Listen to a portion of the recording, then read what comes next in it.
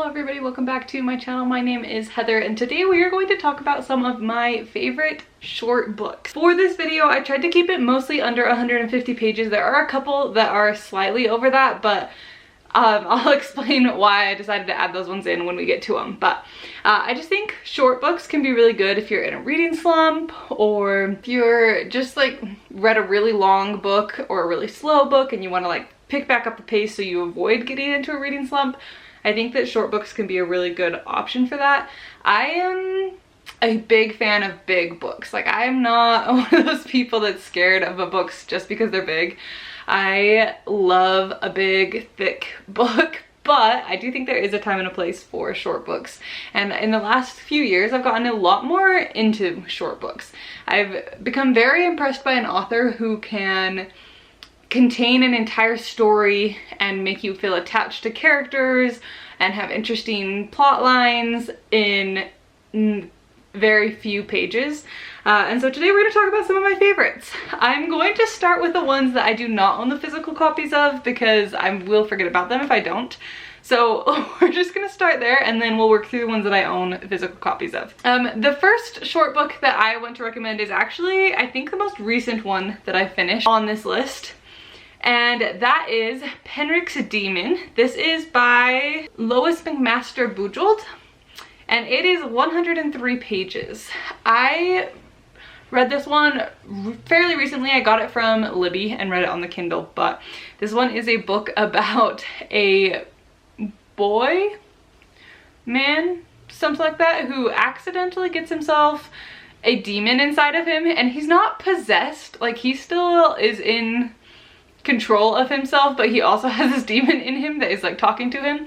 It's very Venom-esque, but it's got a bit of a humorous tone to the book. It's part of a whole series of short stories or novellas contained within a world that this author has that's got a bigger series. So a lot of my Googling that I did said you could try this one out to see if you like the word world before you decide to jump into the bigger series. So I found it very fun and very entertaining. It's got a couple things that I didn't love in it. It's not like a perfect book by any means, but overall it was a good time. I had a lot of fun, and it would definitely do it if you want a sillier short book. This one would fit the bill. And the next one, very different vibe of a book, but that is Agent 355. This one is by Marie Benedict, and it is only 75 pages. I listened to this one as an audiobook, and it is so short, like an hour, I think, if I remember correctly. So if you want something just super short and sweet, this is the one. But basically what this is, if you know anything about like US Revolutionary War history, basically we have documents about this Agent 355 person, but nobody knows who it was. And so this author did a bunch of research on Agent 355 and has written up her fictionalized version of what could have been Agent 355. So it's based off of true things, but definitely a lot of fiction has gone into it.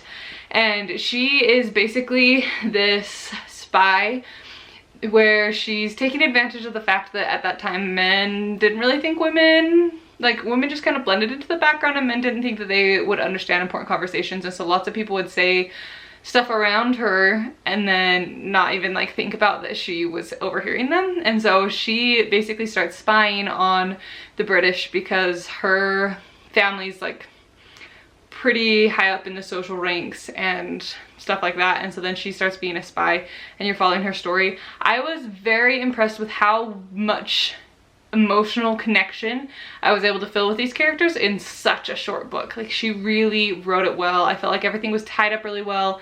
This does not have a particularly happy ending, so be prepared for that.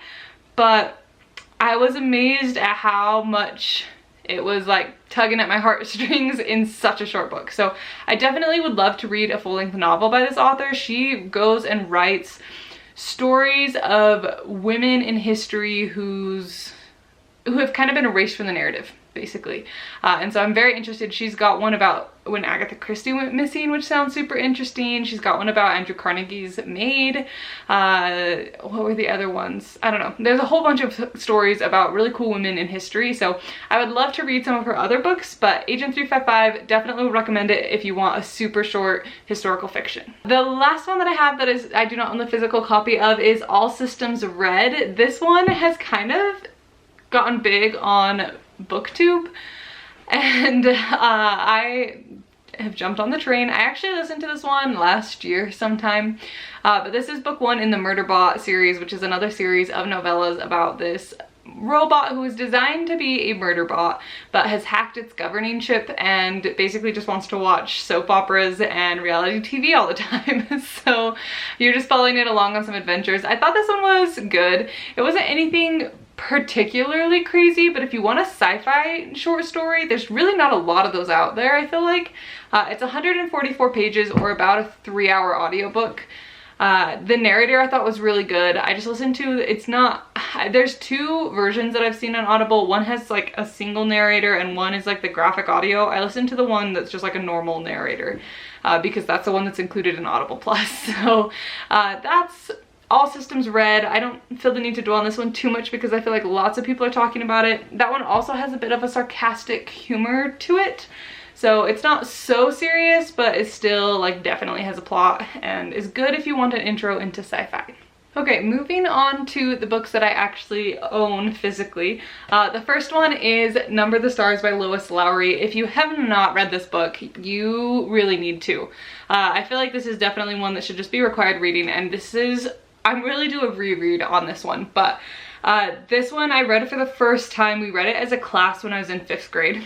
So I've had this one in my life for a really long time. I've read it a couple more times since then, but it's definitely been years and I need to read it again. Lois Lowry is definitely up there in some of my favorite authors. I loved this book. I love the Giver Quartet. I need to try some of her other books. There's one that is very intriguing to me, but I can't remember what it is. But Number the Stars is 137 pages. And if you don't know about this one, it is historical fiction centered around World War II, and you are following, let me make sure I get this right again. It's been a minute since I've read it. Yeah, so it's a story about this young Jewish girl and her friend's family that tries to help save her during World War II. Again, really good. I definitely need to reread. Maybe not the like funnest one, but necessary reading. And this reflection is so bad, but it's such a cool cover. And I've seen lots of covers of this one. I really like this specific cover.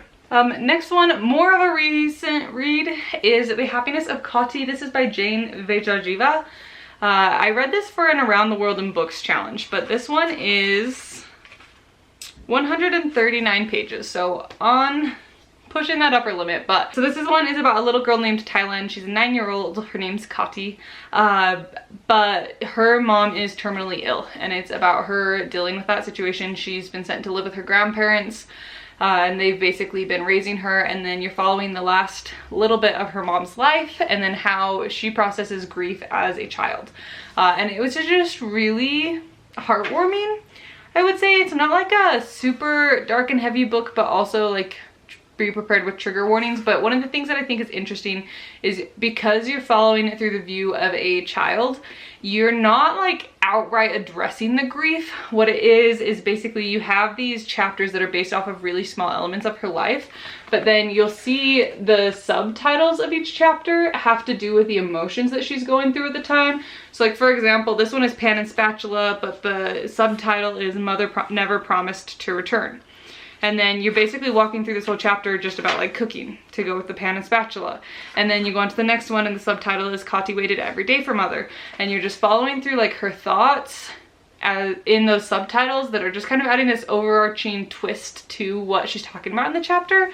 And I just thought it was very well done. Again, be cautious of trigger warnings, but I do think this was a really beautifully written book. All right, and then let's talk about my 2 books that are a little bit over the page count, but for a reason. This one is Elemental P.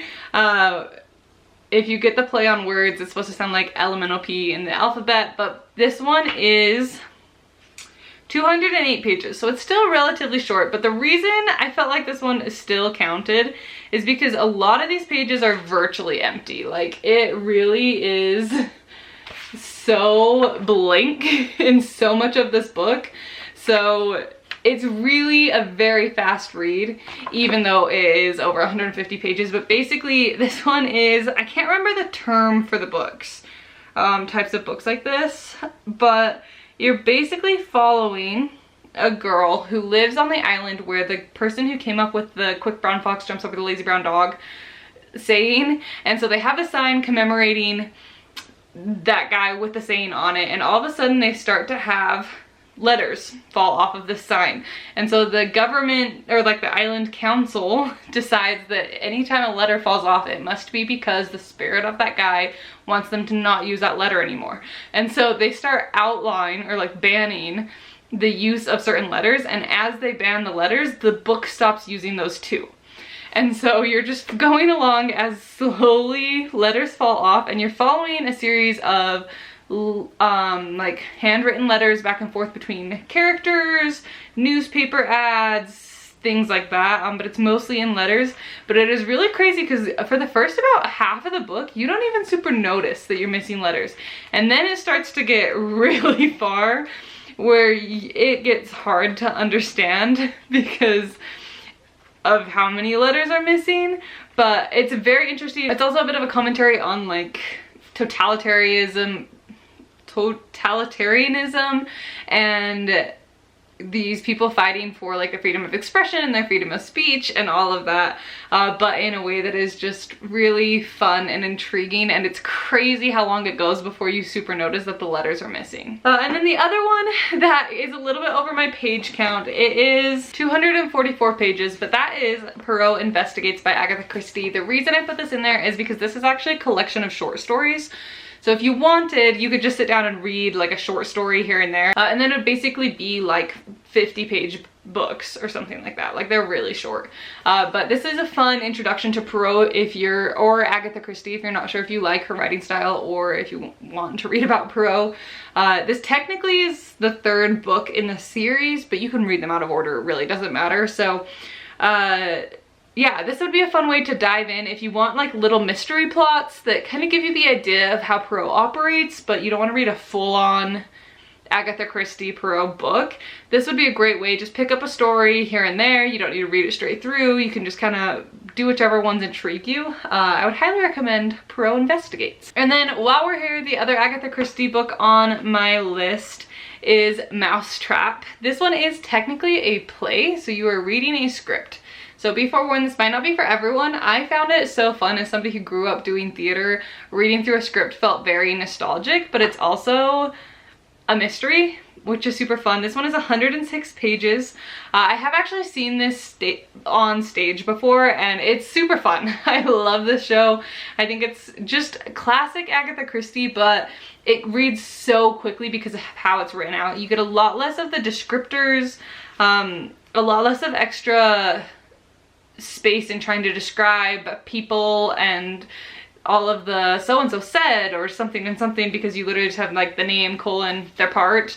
Like, it is fully a script, and then you get just very minimal descriptions of the set, because again, it's a script, and so it is literally just like the notes you would need in order to pull this off as a play.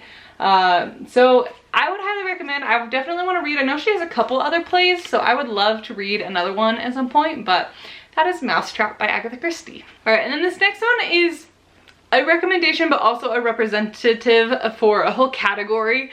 But one of my favorite things to do if I'm feeling a little bit slumpy or I want just a super fast book is to go and reread some of my childhood favorite books, which tend to be quite a bit shorter. This one is also ever so slightly over the page count, but because the words are so big and the pages are so small, I feel like it counts. And again, this is just more representing a category. This is the first book of 39 Clues, A Maze of Bones. I love the 39 Clues series. I've reread it several times. I think they're just great when you just want a book you can fly through.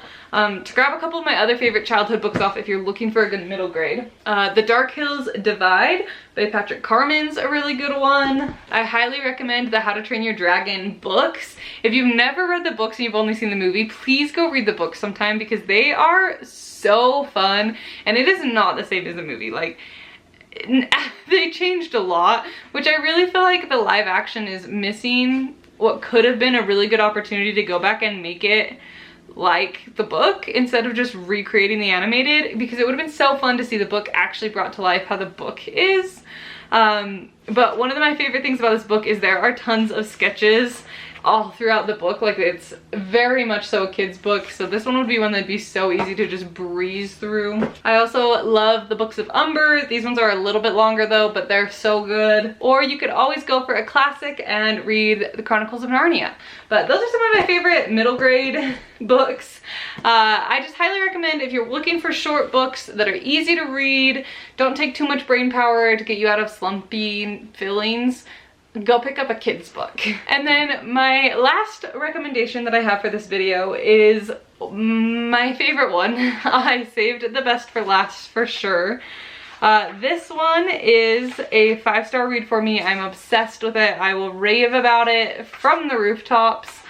It is 111 pages, and that is Thornhedge by T. Kingfisher.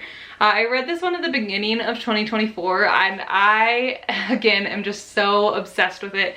It is just the most magical, fun, unique characters, unique world, fairy tale retelling ever. This one is a retelling of Sleeping Beauty. You are focused on the fairy who is charged with keeping the princess sleeping in the tower. And so you're following her through centuries, and she is just this tiny little hedge fairy who can turn into a toad, and she's so fun. And then one day this knight shows up and decides that he's a knight, and what do knights do? They rescue the princess in the tower, and she is like, are you kidding me? This is so annoying. And so she basically is just trying to keep him out because her job is to keep the princess in the tower. And so you just get this fun little story. It's not everything is as it seems. It's just so good. It's so fun. It just feels like a classic fairy tale, and I will forever be obsessed with it. It has started me down a T. Kingfisher rabbit hole, and I'm slowly working my way through all of her books. But with that being said, those are all of my short book recommendations. I hope you got at least one book out of this video that you are interested in reading. If you have any short book recommendations for me, please leave them down below. I definitely am trying to get more into reading short books occasionally because, again, like I said, I'm a bit of a big book person, but I would love to have more recommendations of short books that you feel like really have solid plots and have a complete story. My issue with short books is I am a plot reader. I'm not really there. Like, characters are important and characters can add a lot to a book, but if there's not a good plot, I'm just out. There's lots of short books that I've read that I was just like, oh, like nothing really happened. So if you have any good recommendations of short books, please leave them down below, and it can be kind of a treasure trove for anybody else who happens to stumble upon this video. But I hope you enjoyed this video. Thank you so much for watching, and I will see you in the next one very soon. Bye.